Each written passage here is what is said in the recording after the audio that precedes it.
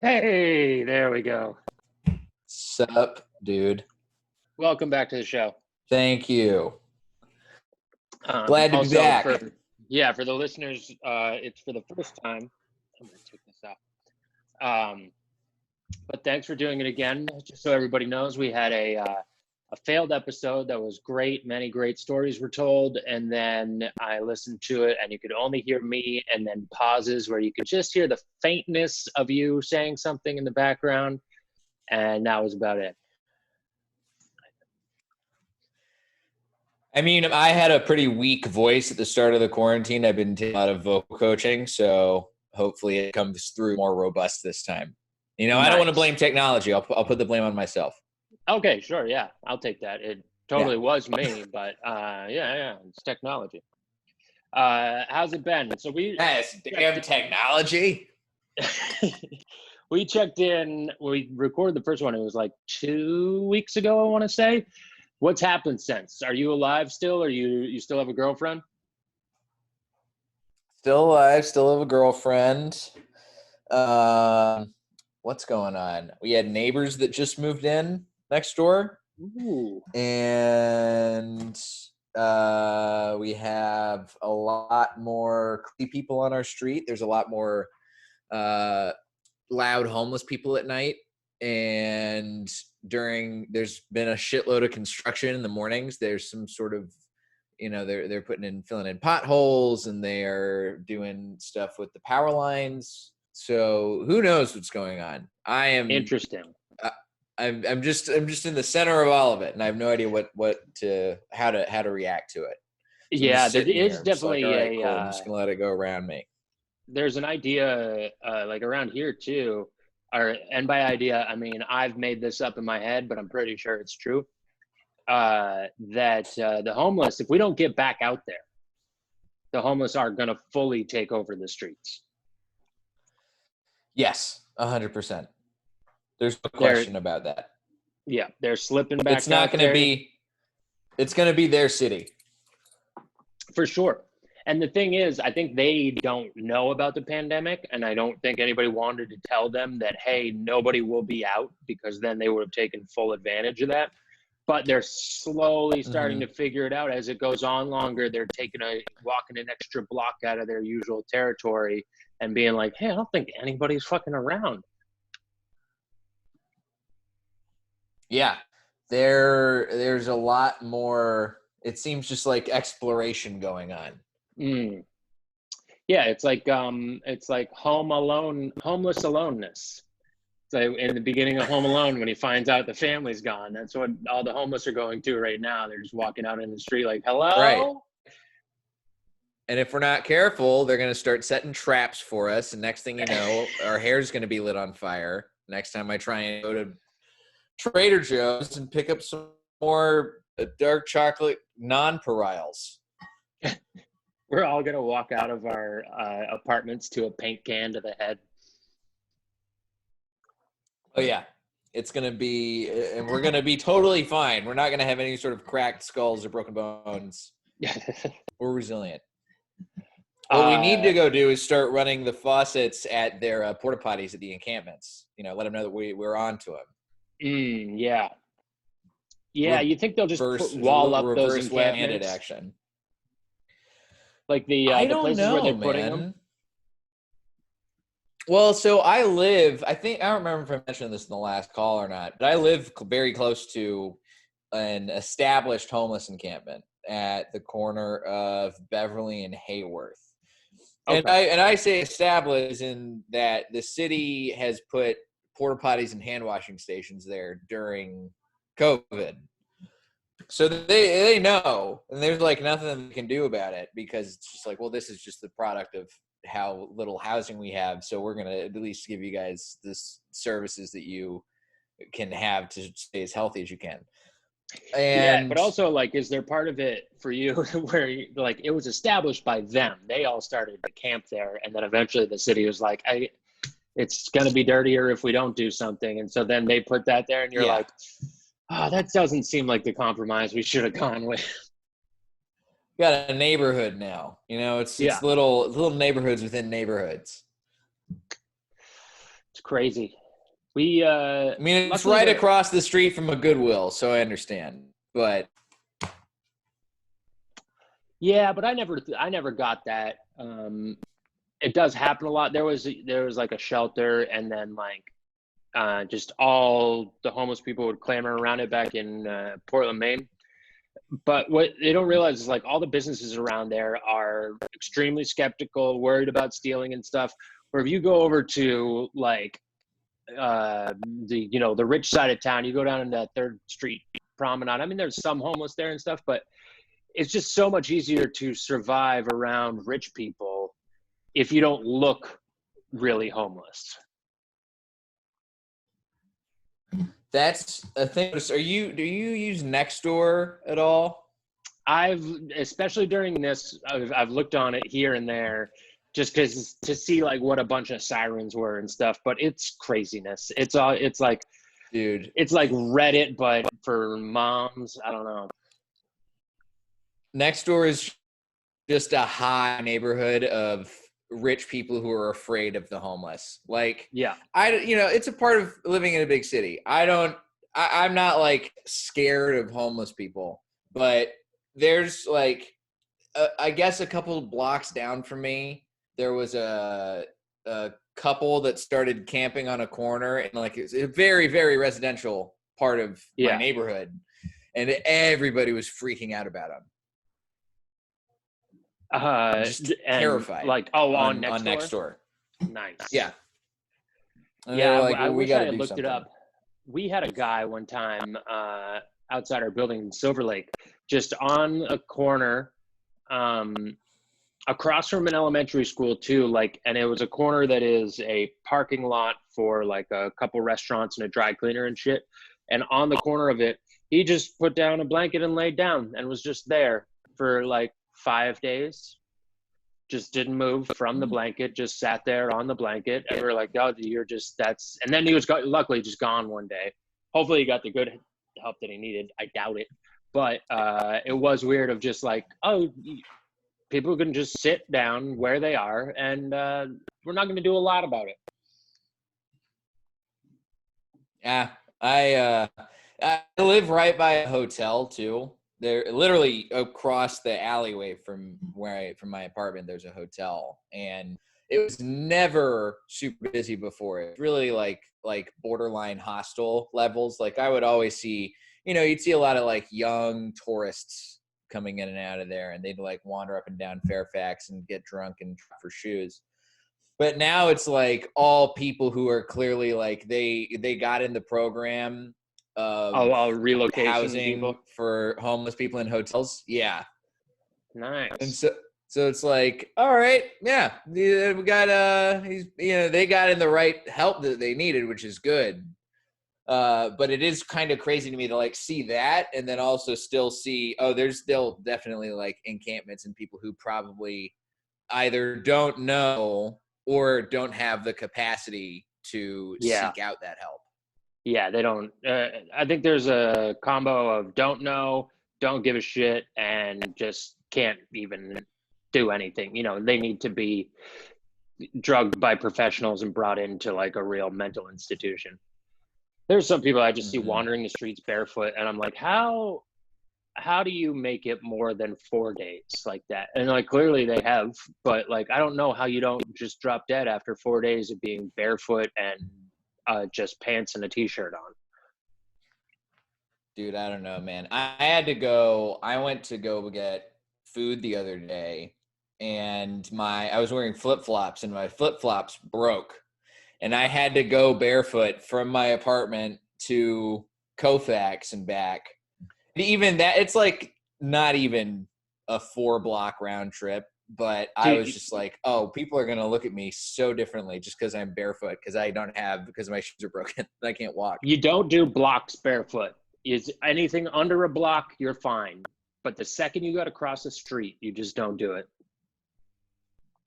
Especially when you have to run across the street. I felt like eyes were on me that I couldn't see. But maybe that's just the quarantine paranoia setting in. Who knows? Yeah, totally. But also like just city I was tripping on mushrooms one time walking through a city, and I just looked down on the ground, and it might have been the mushrooms, but I think it was also, I mean, I think it was the mushrooms uh, showing me that more than anything. But there was fucking, you just saw all the little pieces of broken glass sparkling in the light. And because it was on mushrooms, like it sparkled more, and maybe it was exaggerating how much it was, but it just seemed like there was glass everywhere. And I was like, okay, note to self, never bare feet out here. The more that I think about it, that might have been the mushrooms, but it really seemed to ring true the next day when I went back and looked. And I was like, there is a lot of glass on the ground. Yeah, maybe there's a lot of glass. Yeah, Maybe people are having a bottle smashing party. I have noticed there's a lot more smash bottles in the bigger the city, the more smash bottles are just left to be. You know what I mean? Just like nobody. Yeah, cleans and up. smashed windshields too. Yeah. How is it that I can go miss moving my car, one street cleaning time, and I automatically have a ticket, but then there's like a beat up, smashed in Mercedes on the side of the street that stays there for 2 years, never a ticket on it, never gets towed, moved, or anything? I always want to know what program that is. I mean, a Mercedes, so it's probably a rich guy. So, you know, they always treat the rich differently. Yeah, but no, I've seen rich people a couple get rich people get special treatment. I've seen a couple here and there that are just like old, dusty ones that have been completely abandoned, and they just don't tow them or anything. They don't try and contact the owner. I don't know. That's what they want you to think. That's why you got to take the mushrooms again and walk over by those cars. Then you'll see they're not actually old. It's just a reality that only people above a certain tax bracket have access to. I like that. I've always wanted that, the car that looks like a piece of shit on the outside but runs great on the inside. Yeah, it'd be nice. I just watched. You ever see that movie Freaked? It's from the 90s. Yeah, it's got Alex Winter and Randy Quaid. Keanu Reeves is in it. Brooke Shields. I remember. I've never seen it. It sounds familiar. So I've been watching movies with buddies of mine. We all pick a movie and watch it. And hey, we've been doing that too on Tuesday nights. Of the order. It's a good thing. It's a good way to keep in touch. So one of my buddies picked Freaks to watch, and there's this scene. It's a really funny movie about a guy who runs a freak show, and he kidnaps these people and turns them into freak show freaks. And the shed that he keeps them in, there's a scene where he like takes them to the shed for the first time, and it's just this like outhouse looking ramshackle thing. And then he opens the door, and then the camera pans in, and it just becomes this huge barn. And they're like, "Oh man, you did a really great use of the space. This is fantastic." And then he's like, "Yeah, I've been watching a lot of Bob Vila." And then Bob Vila comes in, and he's like, "Yeah, you know, you could probably put a skylight over here and change the whole feel of the inside." It's great. So it's like a absurdist type comedy too? Yeah, it's kind of like UHF, but R-rated. Yeah. We've on our movie group, we watched both Naked Gun and Naked Gun 2.5 so far. And still some very funny gags that go over. Like even some of that dumb, silly shit, though, because of how straight they play it, you're still like laugh at it. That's the beauty of dumb, absurd comedy, is that it is timeless, because it's based on how stupid it is. Yeah. There's always room for stupidity. Yeah. What do you think? Because I've heard some people talk about this recently. Is of Adam Sandler movies kind of beyond the ones that we loved growing up? Like, I don't know, were you into like Happy Gilmore and Billy Madison and shit like that? I wasn't allowed to watch a lot of that growing up. I started watching it as I grew older, but there's still a lot that I haven't seen. Like I've seen Billy Madison and Mr. D, and I think I've seen most of The Waterboy, but I've never seen Happy Gilmore. Ooh, that's a good one. I know. I do but love Billy anyways, Madison, though. Billy Madison's great. nice, yeah. That's definitely a classic. But some people, and I thought about this, and it's kind of changed how I thought of like Mr. Deeds, or even later. I'll have to rewatch it, but like that movie, what was it? Click, I think was the one he made about the remote control that could Yeah, pause life Click. and shit. Is Academy all of Award those nominated. for what? I think best effects, Oh, okay. or maybe best makeup.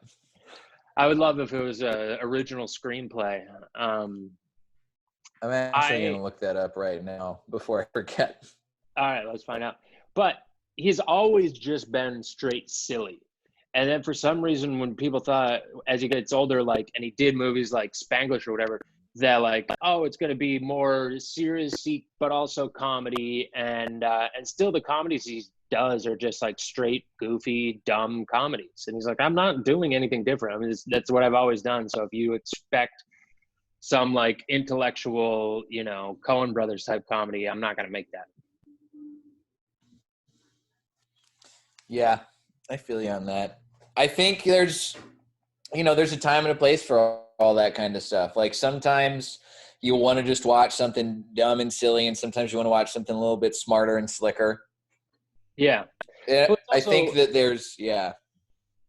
I was going to say, with Sandler too, kind of I don't want to say there's been no growth in him comedically, because I think his stand-up was really good. But as far as the tone of the movies go, he's like, each one is just like, it's a silly, like 80s style comedy of like Longest Yard or Billy Madison or anything. Like, here's a wacky scenario and a bunch of goofballs all put together, and we're going to make some jokes about it.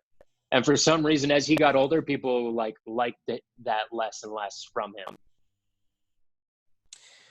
But here's the thing. Even though people are going to critics are going to look at it and be like, well, why does he keep making these movies? Doesn't matter what the critics say, because people are going to watch it anyway. People love Adam Sandler. Why do you think he got what is it, a 6-movie Netflix deal? Yeah. But I also wonder if like 12-year-olds now like maybe Don't Mess with the Zohan the same way that I liked Billy Madison when I was 12. And really, it's just not. I feel like those kids are way woker now, so they're probably not gonna. They're not gonna like. I now pronounce you Chuck and Larry. They're not gonna like. I love No Mess with the Zohan.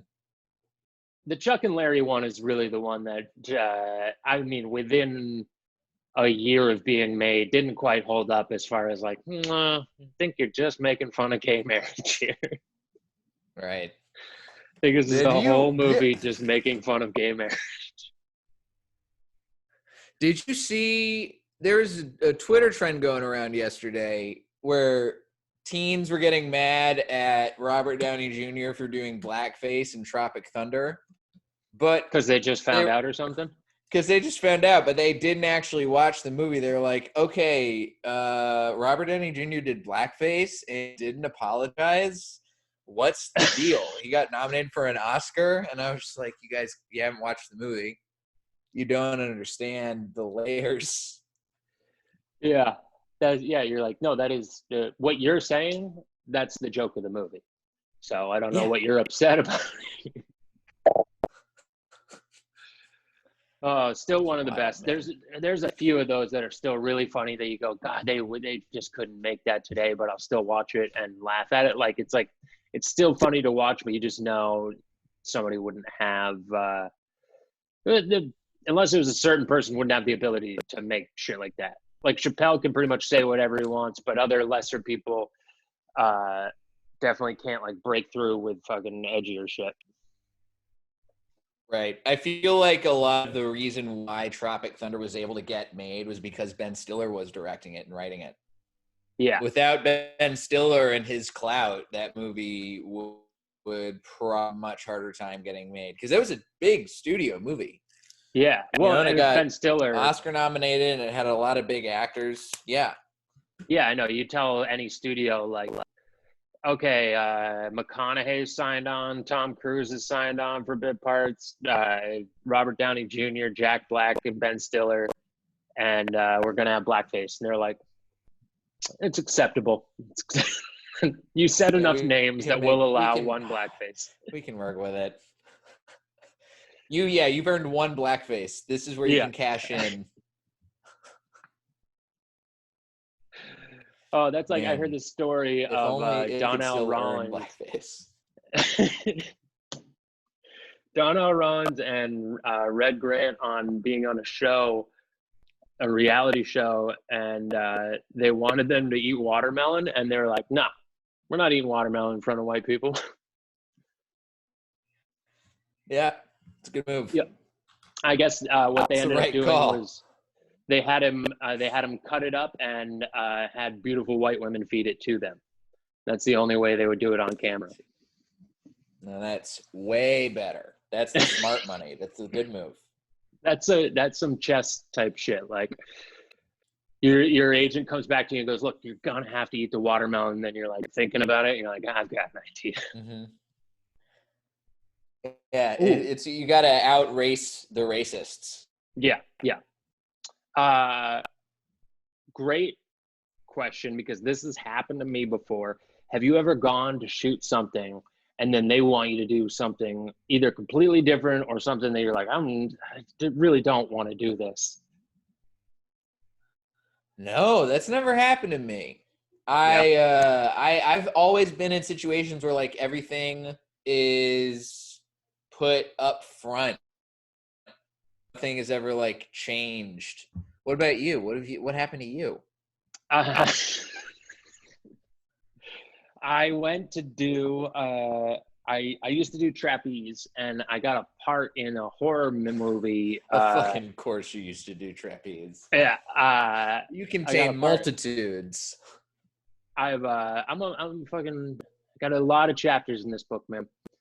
I got a part in a horror movie, hanging upside down, to be the guy who's like being tortured hanging upside down. And I show up, and they made a whole like mold of my neck because the guy was gonna like slice my neck open, and they made a whole fake neck to go around it to bleed and everything. And I show up, and they're like, "So yeah, you're gonna hang from up there?" And I'm like, "How am I gonna hang up there?" And they're like, "Well, we thought you could figure that out." And I'm like, "Oh, okay." So I'm like, already, I'm like, well, let's see if we can figure something out. And then they had like those boots, like the ankle boots that you use to like hang from a bar upside down. Mm-hmm. You know what I'm talking about? They had those, and they wanted to hang them like off of a piece of wood. And I'm like, that's not going to work at all. And then they had their rigger guy be like, all right, he's going to rig something up. We'll get to that. We'll shoot that stuff later. For now, we're going to get you a makeup, and we're going to have you be one of these people in this like human pen of people, because it was a horror movie and they had like all these people in a barn. And I was just like, what? Like, I don't want to do that. But I kind of like was like, okay. And they went and they fucking put full body makeup on me, and I had to have one of those like nude thongs because you're supposed to be naked. I'm in this pen in this barn with a bunch of other people that are dressed up the same way, pretending to be like that we've been kidnapped or whatever there. And so that shoots all fucking day, and we get to like 6 o'clock at night or 7 at night or something, and they're like, well, we figured out how to rig it up. We have it so you can hang, but we don't have time to do it now, so we're going to shoot it tomorrow. And I was like, nah, I'm done. See ya. And they're like, wait, what? And I'm like, yeah, I told you guys I could do today. And I showed up, and you didn't have me shoot it at all, and you didn't have your shit ready. So I'll see you later. And they're like, we'll double what we're paying you. I was like, it's not about that. I don't want to be here at all anyway. And now you just like use my time for another day. Oh, and then the other thing too was they wanted me to be naked when I was hanging upside down. And they hadn't said that to me when they asked me to do the part. And then I got there, and they had a woman producer take me to the side and be like, so look, here's the thing. And she tried to sweet talk. Yeah. And then I just didn't go back. That's wild, man. Yeah. No, I've always worked on stuff that's like, they tell you up front what we're going to do. Like I did a long time ago, I did a web series that was set in the world of porn. And I never had to be naked, but they were like, you're going to have to be in your underwear for a lot of stuff. You're going to have to pretend to put a butt plug inside you. And I was like, yeah, fucking whatever. I can handle that. So they were very upfront. They were very cool about it. Yeah, the thing is, hanging out because a lot of, yeah. Sorry, go ahead. I was saying you're hanging out with like actual porn stars on set who are just talking about their careers like it's just any other job. And just you're hearing people talking about like, yeah, I went to that BDSM convention with Lord Miastro. No, it was fine. You know, we didn't like take enough pictures to cover stuff. I was like, this is crazy. You're talking about this like you're talking about like finishing a table with the right varnish. Yeah, they're like, no, I just, I was supposed to do anal that day. I didn't end up doing it.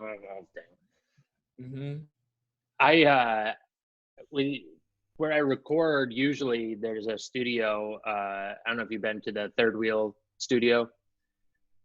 Oh yeah, I've been there. Yeah, I record this there when things are different.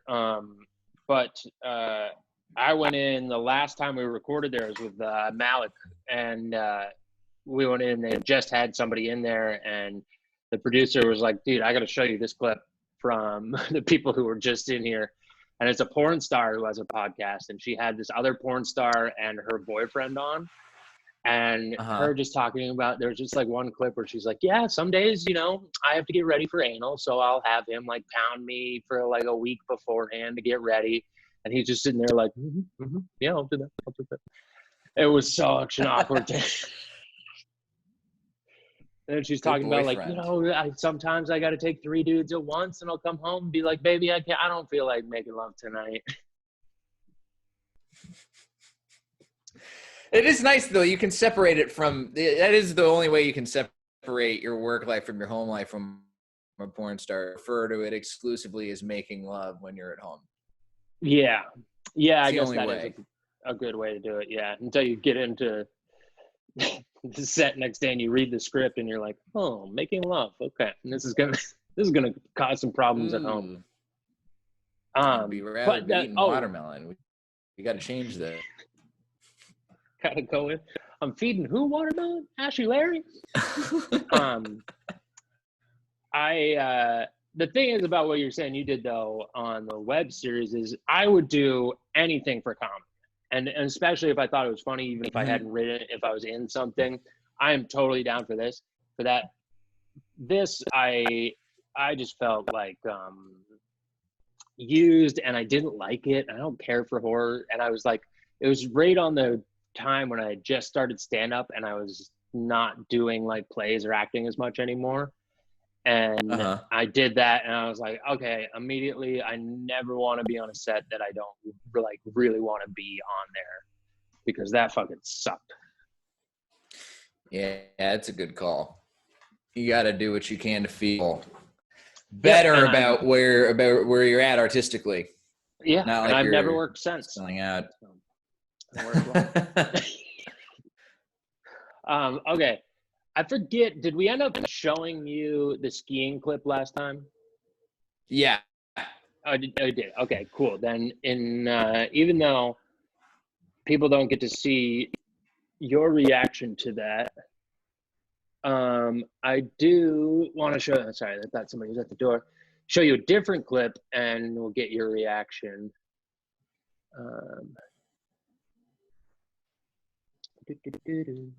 This is a different crashing clip, and it's not skiing either.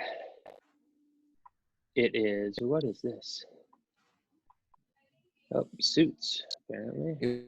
Suit? That was from my wedding. I was getting Suits. Okay. Now you're gonna see. I just started doing some, show history.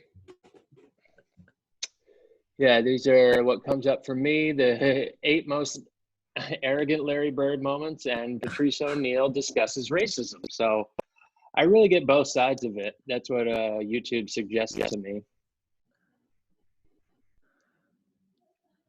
Oh, pretty good.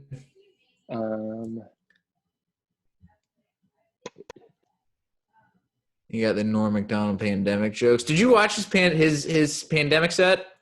No, It's funny. It's good. I think it's at the everything he's Irvine done is. Improv. Oh, you know what? I think I did watch some of that. Yeah. Okay, here we go. Oh boy.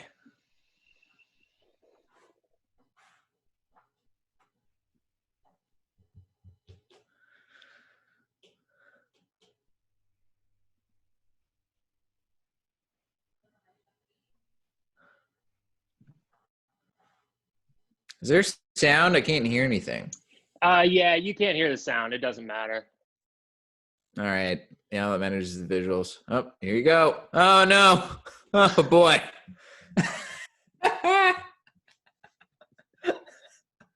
Oh no. Now let's see in this clip if they show he just doesn't move for a while. And then he finally gets up and walks away, but he said he didn't know where he was or what was happening. Yeah, I buy it. But I wanted to see if they show. But yeah, that's him. He walks away. But here we go.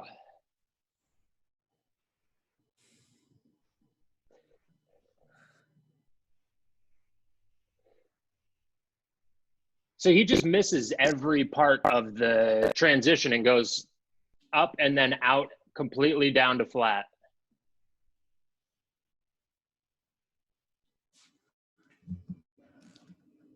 Okay. Oh, there you go. Nope. And then shoes fly off.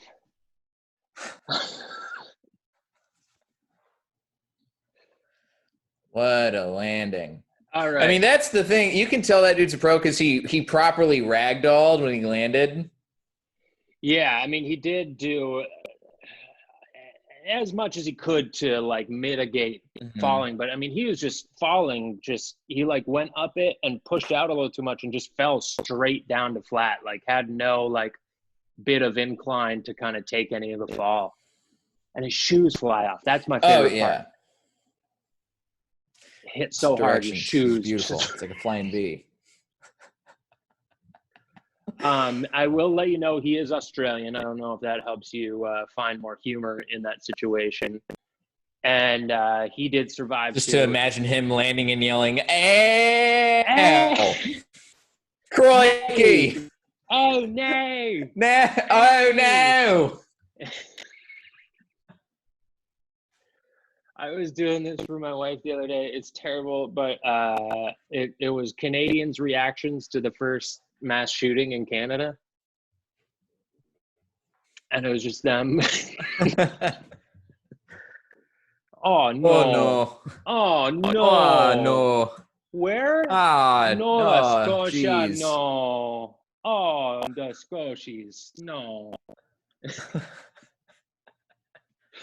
And I couldn't stop doing that for like an hour. It's pretty good. Your wife, soon-to-be wife, what does she do? She is a writer. Oh, okay. Before we were all locked up, she was working as the showrunner's assistant on a Quibi show.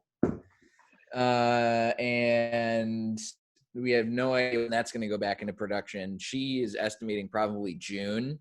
Mm-hmm. And sounds about right. So she's just been writing a bunch of stuff in her own time, working with writing partners and developing some scripts. And she's got a couple things with some heat, so she's focusing on those. Yeah.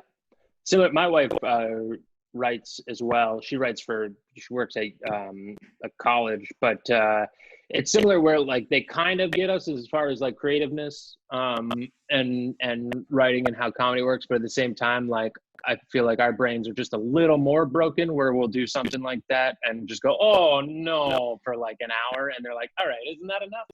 Yeah. Oh yeah, there's definitely points where I like to salt in the wound a little bit more. I can handle that, and she's just a little bit nicer than I am as a human being. Where were you in more regular emotions? Yeah, where were you and your family growing up? Like, are you We only were child?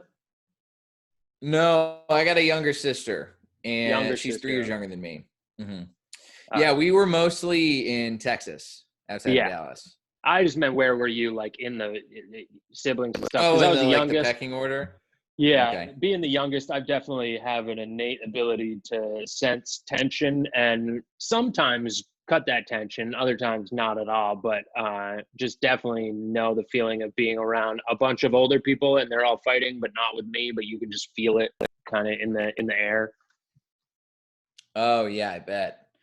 See, that's the thing. The oldest, you don't have that. You're because you're the center of attention as the oldest, Yeah, no matter what. yeah. And for my family, what that meant a lot of time was you're the one they're mad at. I just remember so many Hmm. dinners where I would be like 5 and going like, everybody's arguing here. I'm not sure why or what somebody did, but I can tell somebody's in trouble. How many siblings did you have? 2 older brothers. Okay. Yeah. So I would imagine that you're very much like the first two were the test subjects, and you're just the one who just like, all right, they've already done all this stuff. You I go, was you supposed to run be a free, you girl, I do think. kind of what you want. Yeah. There we go. Because I'm also 5 years younger than the next one above me. And Okay. so for sure it was one last, let's see if we can have a girl. And then they didn't. And they're like, we're not. We're 3 boys. This is terrible. God, I wonder if that would have happened if my younger sister was actually a brother, and they would have tried to have a girl. Because I feel like my parents are happy with a boy and a girl. Boy and a girl, 3 years apart, you said? Mm-hmm. Yeah, that's almost a perfect makeup. Yeah, very, very much a nuclear family Yeah. in terms. And what does she do? What does your sister do? She's in school. She is studying to be an industrial engineer. Hmm. So she's doing a lot of various like all industrial engineering is like the study of systems. So it's all boring like numbers, inventory, logistics related stuff. Yeah. You know, the funny thing is, like, I could, if you say industrial engineering, I'm like, yeah, I have a good idea what that is, and I could maybe even tell you where they would work.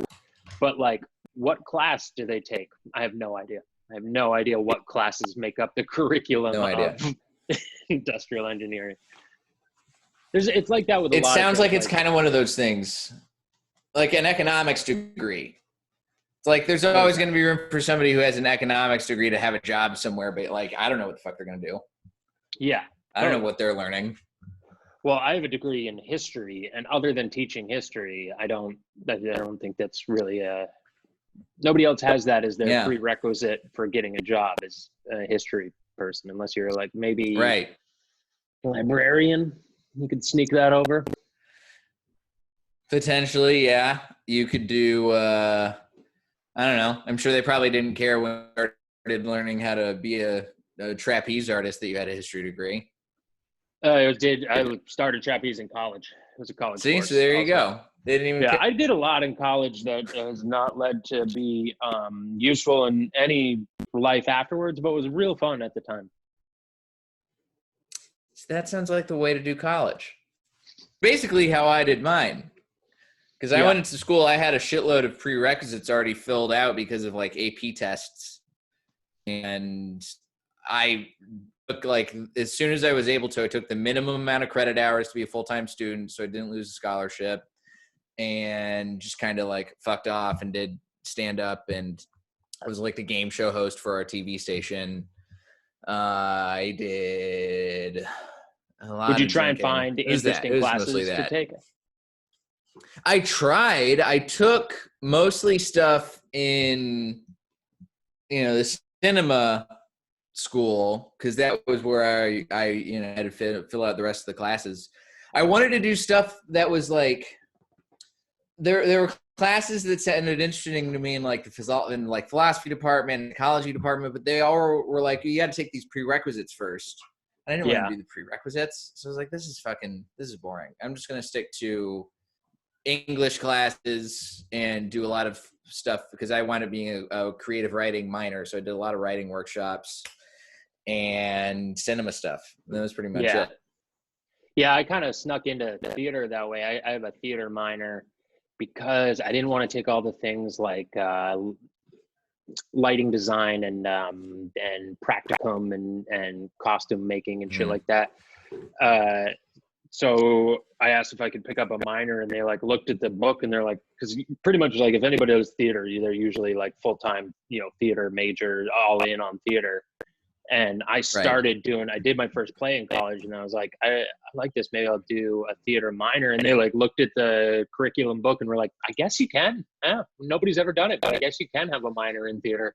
And I only had to take like a fraction of the theater classes. So I just got to take fun shit like acting for stage and acting for camera and shit, and was with all of the theater major people most of the time. But then when they had to go do shitty classes and stuff, I was like, I'm going to my history class. So have fun.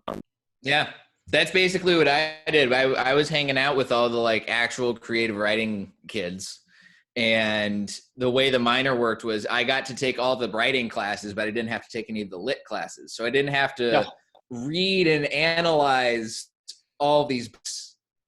And I was just like, oh, this is great. And I would go hang out with them, and they'd just be like, they'd be talking about their lit classes and all the shit they had to read on top of what we had to read for the writing workshops. And I was just like, I'm just watching a bunch of movies. It's a great time. Yeah, it was the same thing. Like they would have stage building, and they would have to build like mini 3D models of sets and shit. And all my friends were theater people at school, but I was majoring in history.